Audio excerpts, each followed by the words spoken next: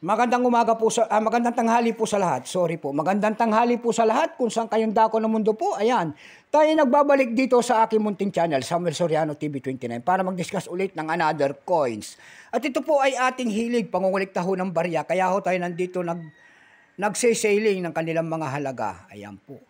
Magandang tanghali po sa lahat ng aking mga subscriber kung saan kayong dako ng mundo po. Ayan, maraming salamat sa lahat ng aking mga subscriber dyan. Yun naman pong hindi pa po nakapag-subscribe at gusto nyo ang ganitong mga topic po about coins, siniselling natin ang kanilang mga halaga para malaman natin kung magkano na talaga. Ayan. Baka pwede makahingi sa inyo ng pabor at malaking tulong na po ang inyong gagawin tulad ng pagpindot ng ating subscribe button, like and share para ma-update po kayo sa mga latest ko pang gagawin mga video po. Ang pag-uusapan po natin ngayon ay world coins.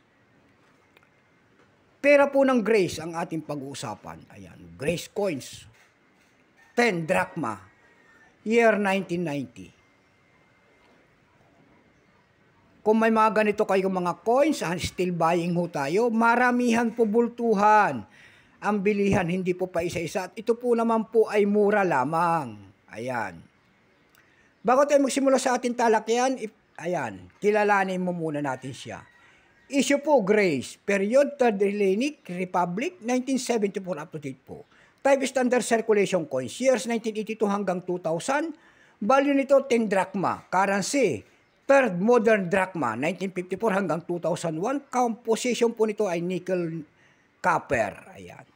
May bigat po itong 7.5 grams. May haba pong 26 mm. May kapal po naman itong 1.95 mm. Hugis po, siyempre bilog. Orientation yan.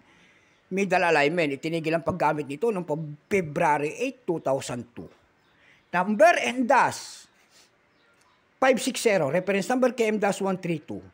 Ito pong year 1990, ito po ay 31%. Wala pa pong mintage ito na may makita ng Grace sa barya na ito. Pero may presyo po ito doon sa ating numista.com.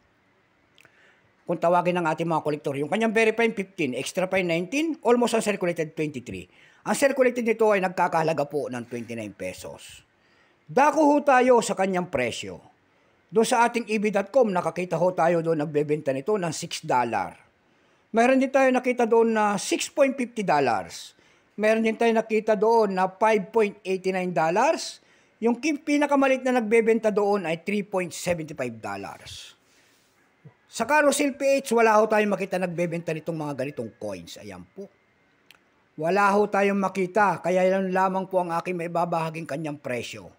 So hanggang dito na lamang po, Luzon, Visayas, Mindanao. Kung saan kayong dako ng mundo po, keep safe po sa lahat and God bless.